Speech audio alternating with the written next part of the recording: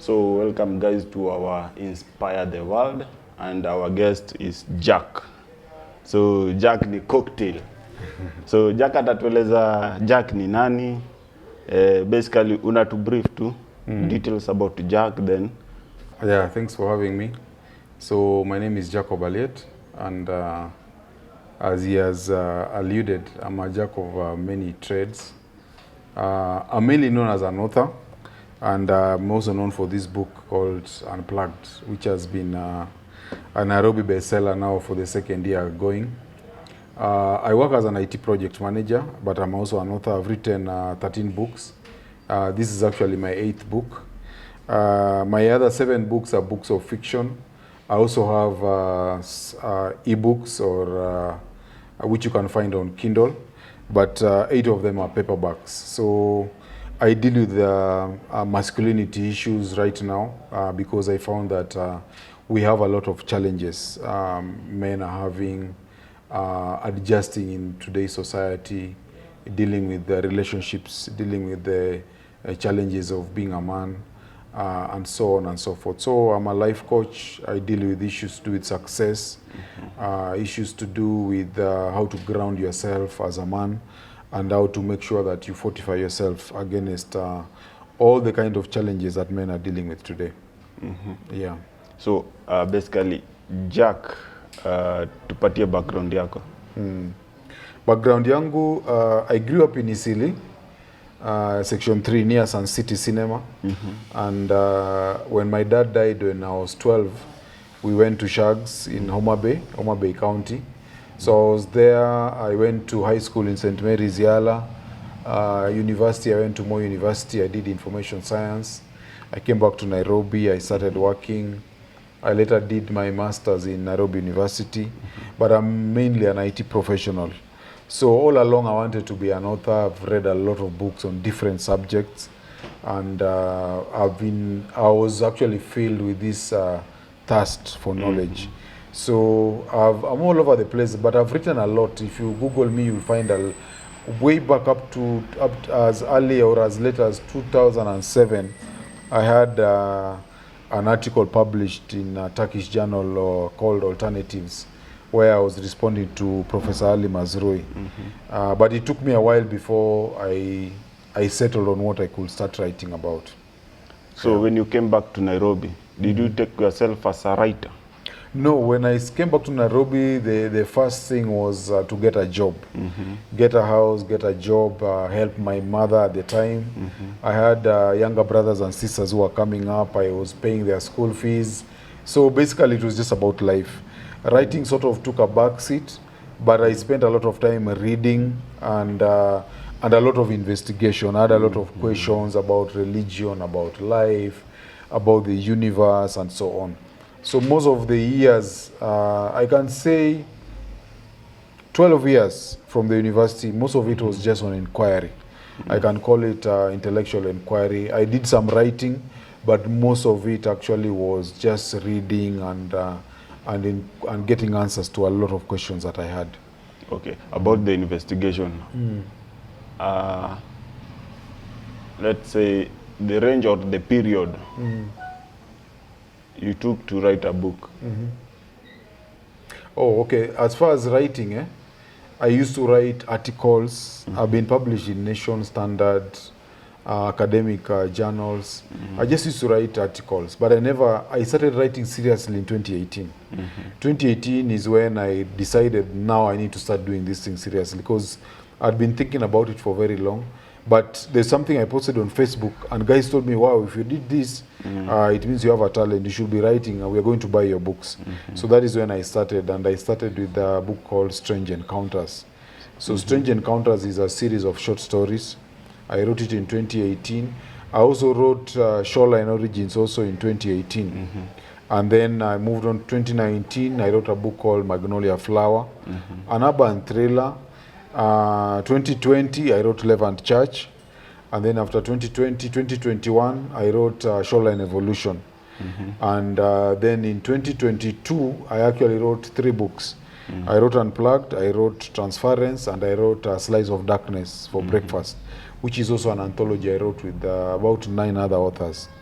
But Unplugged is the one that actually did very well. So how did you do the research for the Unplugged? The research for the Unplugged, actually what happened is during the COVID time, I have 3 of my friends who actually got divorced.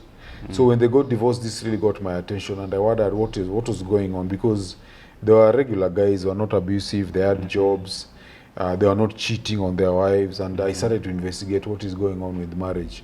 So I spent so much time on it. The idea was just to understand what is happening.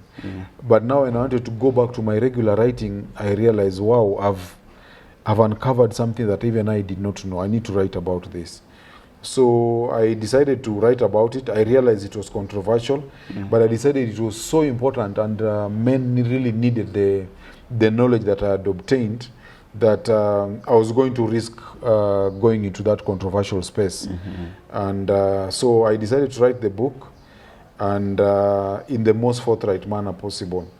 The thing about Unplugged is that as I was investigating, it brought together everything that I'd learned from religion, from history, from philosophy, from evolutionary psychology, endocrinology, even in terms of anthropology and sociology.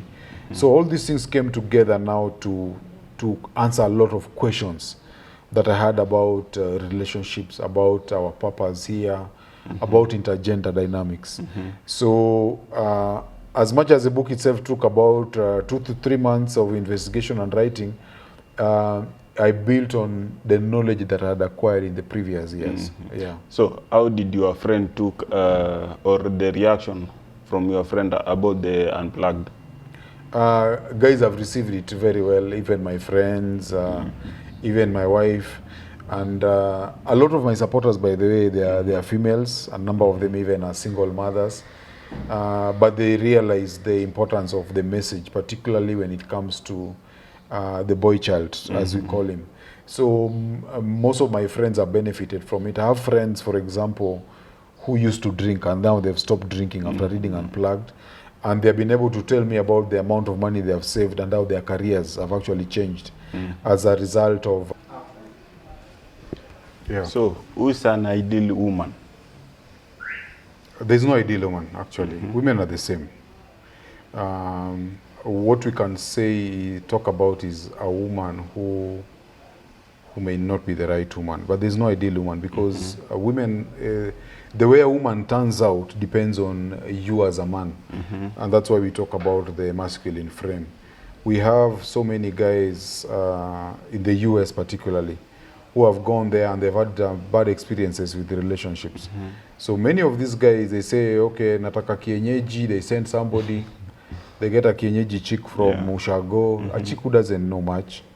But what you find is many times those guys don't get good results. Unapata kienyeji, anaenda huko, anamea pembe. And these guys still end up harvesting premium tears. So that's why we tell guys the most important thing for a man is to develop what we call a masculine frame. That is what determines how the woman will turn out in your life. And that's why we say that relationships are reflective. Many times, if you do not have the masculine frame, then a woman is just going to turn out to be something else. That is why, if you look at in Egypt, there is that monument that is called the Sphinx. The Sphinx normally is, that statue it's something that has, it's supposed to be having the head of a lion, and it has the feet of a bird or an eagle, and it also has wings.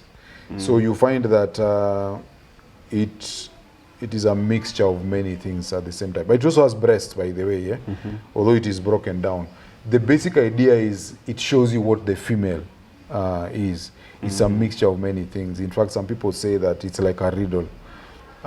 So a woman is someone that can tear you into pieces and fly away. So the wings represent that it can fly away. And the claws and the feet show you that it can actually tear you. And it also shows you that it is a lion. So depending on how you manage, what will come out of a woman can be a lion, it can be all those things. What is the difficult part writing about the opposite sex? the most difficult part with writing about the opposite sex is women don't want the truth. They don't want to be told the truth, and they don't want to be held accountable. And women have also been acculturated to be victims. That is why, and they are very good at manipulation. So, for example, if you are like you and me, if you are talking, if I've eaten a lot, I'm out of shape. I say, hey manze, kuna kitambi, you know, you'll just say, okay, kuna kitambi, usijali, I'm going to start going to the gym, you know, you just admit. If it's a woman, they'll say you are body shaming them, you see. So you cannot talk about her weight or her body shape. So body shaming it's manipulation, because when you say it's body shaming, it means you are actually attacking that person. Yeah. If you're talking about a woman being promiscuous or sleeping around with many men, you're not supposed to talk about that. If you do, they say you are slut shaming. Okay, so again, that is another manipulation. So women don't want men to talk about those things. They don't want you to talk about their beauty, their age. If you talk about age, again, you are age shaming. And yet, you know, like the life of a woman, age is a major determinant, because women are born with a fixed number of eggs. And this number of eggs, they start depleting immediately from the time they're in the womb. Even before a woman is born, their eggs are already depleting. And a woman is most fertile between the ages of 18 and about 26. 27, the decline starts beginning. And then by the time they hit 35, it's menopause. Past 35, they can still have children, but there's a risk of having deformities and things like that. So women don't want you to talk about their age, but also because of what we call blue pill conditioning that has taught women that their sexuality is evergreen. That means that a woman who is 60 and a woman who is 22, they have the same sexual marketplace value, which is not true. So when men try to say that a woman who is 22 years has more value to a man than a woman who is 60, women also don't want to hear that.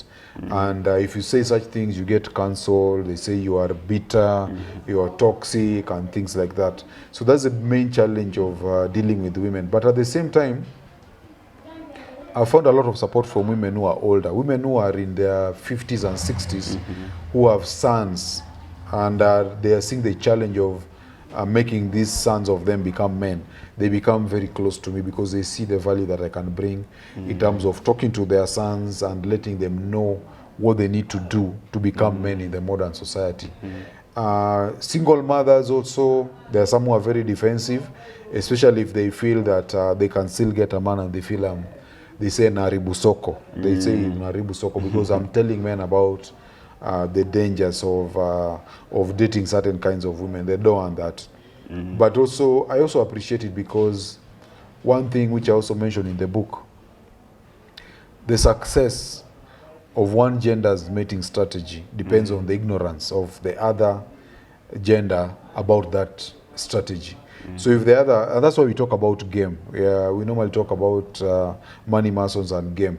You see, what game is for example, if you know that a bird likes a certain kind of seed and you want to catch that bird, then it means you just give it, you spray that seed somewhere, and then you set a trap. That is what we call game. So a game also is about also understanding female nature. And that's why you find the rap artists in the US particularly, they can go and they rent a car, they look like they're flashy and very successful. And there's some women who fall for that. That is just like a game, because it's an imposter lifestyle, but sometimes women are not able to tell whether it's fake or real. So you get them and you sleep with them. By the time they realize you got what you wanted, that is called game.